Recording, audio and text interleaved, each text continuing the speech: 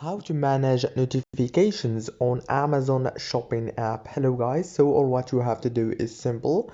Go to Amazon. This is the home page as you can see. Now go down here, click on those three lines down here. Now all what you have to do is click on the notifications option. Now as you can see right here, you will find the notifications and you can manage it easily from here. You can enable or disable wherever you want from here. So easy and fast as you can see.